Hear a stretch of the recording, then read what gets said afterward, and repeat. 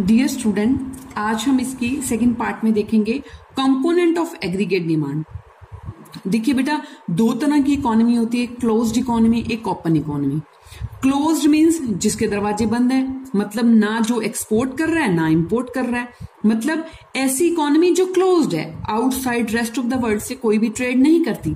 और open economy क्या है? ओपन है, जो एक्सपोर्ट और इंपोर्ट के लिए रेडी है। अब क्लोज्ड इकोनॉमी में एग्रीगेट डिमांड कौन कौन करेगा? जब वो किसी और से ट्रेड कर ही नहीं रहे तो उसके देश में कौन डिमांड करेगा? सी मतलब हाउस होल्ड कंजम्पशन एक्सपेंडिचर, घर में जो घरों में लोग रहते हैं वो कंजम्पशन के लिए गुड्स खरीदेंगे मार्केट से। या producer investment expenditure, producer goods खरीदेंगे। मतलब मार्केट में डिमांड कैसे होगी? या सी के फॉर्म में या आई के फॉर्म में। मैं फिर रिपीट कर रही हूं, सी वो लोग जो हम घरों में रहकर गुड्स और सर्विसेज को खरीदते हैं, हम कुछ भी खरीदते हैं वो सी में आएगा। जो प्रोड्यूसर परचेज करते हैं वो कहां आएगा? आई में आएगा। तो दोनों मिलकर क्या है? एग्रीगेट डिमांड को बनाए रखेंगे। अब है इकोनॉमी तो हमारी क्लोज्ड ही है, बट तीसरा सेक्टर आ गया, मतलब हमने हाउस होल्ड वालों ने जो खरीदा वो सी में चला गया।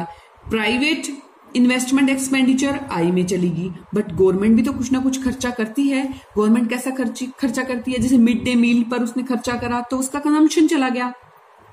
अपनी फोर्सेस के लिए, सेनाओं के लिए उन्होंने कैपिटल गुड्स खरीदी तो वो जी में चला गया, इन्वेस्टमेंट में चला गया। तो it means C plus I plus G, ये वो है एग्रीगेट डिमांड जो तीन सेक्टर वाली क्लोज्ड इकोनॉमी में है। अब हम देखेंगे कि एग्रीगेट डिमांड जब आपकी इकोनॉमी ओपन हो जाती है तब कैसे करोगे, मतलब आप एक्सपोर्ट और इंपोर्ट को ऐड करोगे। तो एग्रीगेट डिमांड में वही सेम सी आएगा, मतलब हमने घरेलू लोगों ने हाउस होल्ड कंजम्पशन एक्सपेंडिचर करे। I means private investment expenditure करा, प्राइवेट लोगों ने इन्वेस्टमेंट करी। जी मीन्स गवर्नमेंट ने एक्सपेंडिचर करा, चाहे वो इन्वेस्टमेंट पे करा चाहे कंजम्पशन पे करा।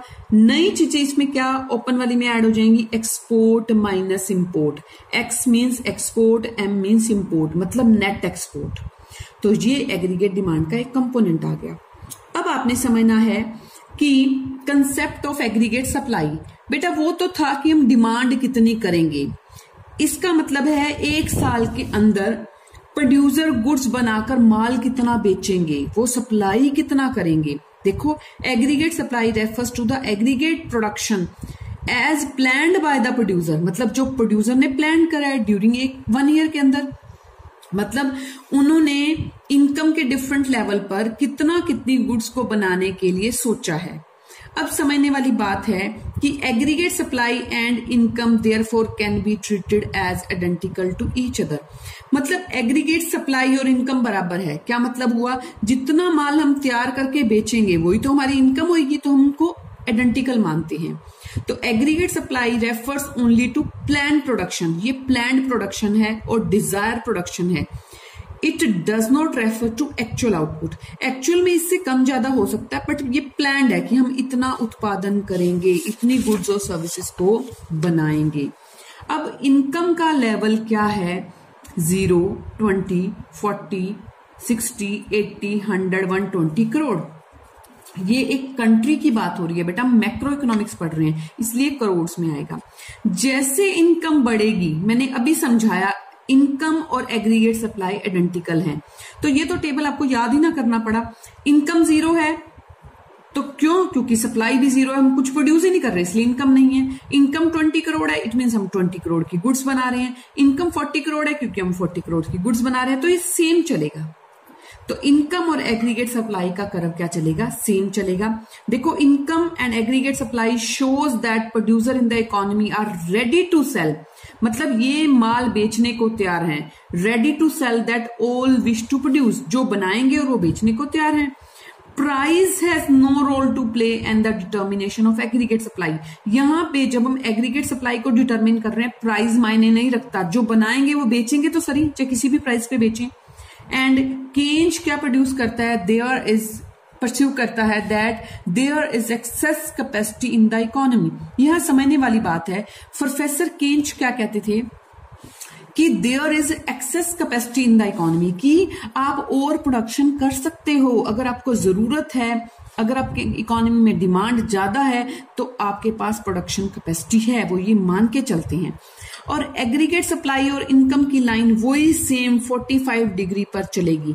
मतलब इनकम 20 करोड़ है तो सप्लाई भी 20 करोड़, इनकम 40 करोड़ तो सप्लाई भी 40 करोड़। ये बिल्कुल मिड से जाएगी, जीरो से जाएगी। मतलब यहाँ पे इनकम और एग्रीगेट सप्लाई को आइडेंटिकल माना गया है। जो 45 लाइन ओरिजिन जीरो से स्टार्ट होगा। आपने इसकी एक्सप्लेनेशन कैसे लिखनी है? एक्स एक्सिस हमारी इनकम, वाई या जीडीपी, क्योंकि जीडीपी ही इनकम है ना। जीडीपी क्या है? हमारा ग्रोस डोमेस्टिक प्रोडक्ट, कि एक साल के अंदर कितनी गुड्स और सर्विसेज बनी, जो बनी वो बिकी, वो क्या बन गई? इनकम बन गई। और वाई एक्सिस क्या शो कर रहा है? एग्रीगेट सप्लाई को शो कर रहा है। अब इसमें एक और समझने वाली बात जो बड़ी इंपॉर्टेंट है वो है कि कंजम्पशन फंक्शन सी। अब देखिए बेटा, कंजम्पशन फंक्शन सी क्या है? एग्रीगेट डिमांड में पहला हमने फंक्शन ही सी समझा था। सी कहता है कि house hold consumption expenditure is an important component of aggregate demand. अब सी किसका रिलेशनशिप है? इनकम और कंजम्पशन का रिलेशनशिप है। मतलब इनकम बढ़ेगी तो क्या कंजम्पशन बढ़ेगा? हमने करा था। जीरो लेवल इनकम पर भी कुछ ना कुछ कंजम्पशन होता है, क्योंकि कोई भी पर्सन भूखा नहीं रहता, चाहे वो कहीं से बोरो करके खाए। तो सेम कंट्री के केस में है, अगर इनकम 50 करोड़ है तो कंजम्पशन 60 करोड़ है, और अगर हमारी इनकम 100 करोड़ है किसी कंट्री की तो कंजम्पशन क्या है? 100 करोड़ है। इनकम 150, वो सेम टेबल कर लो चाहे अलग से कर लो, उससे कोई फर्क नहीं पड़ता। नेक्स्ट है कंजम्पशन 140। अब देखिए इनकम आगे बढ़ गई, कंजम्पशन क्या रह गया? उससे पीछे, क्योंकि लोगों ने सेविंग स्टार्ट कर ली। अब समझने वाली बात है कि 20 is the minimum level of the consumption. 20 minimum level क्यों है? क्योंकि इनकम जीरो है, फिर भी 20 हमारा कंजम्पशन होगा। इस कंजम्पशन को ऑटोनोमस कंजम्पशन भी कहते हैं, जो हम कंजम्पशन करेंगे ही करेंगे। अब समझने वाली बात है सी राइज। सी कब बढ़ता है? कंजम्पशन कब बढ़ता है? जब हमारी इनकम बढ़ती है। मतलब इनकम और कंजम्पशन में आपको कौन सा रिलेशनशिप दिखा? पॉजिटिव। मतलब वैसे भी तो घर में देखो बेटा, इनकम बढ़ेगी तो कंजम्पशन बढ़ेगा ही बढ़ेगा। बट किसकी रेट ज्यादा है? सी की रेट कम है और इनकम की रेट बढ़ने की क्या है? ज्यादा है। अब इस डायग्राम में समझते हैं अपन। ओ एक्स, ये एक्सिस वाली लाइन हमारी इनकम शो कर रही है और वाई एक्सिस वाली लाइन हमारी कंजम्पशन को शो कर रही है। जो 45 डिग्री से शुरू होती है वो इनकम की लाइन है, जो थोड़ी ऊपर से शुरू होती है वो कंजम्पशन की लाइन है। और जहां पे ये दोनों मिलते हैं, मतलब जितनी इनकम है उतना ही कंजम्पशन है,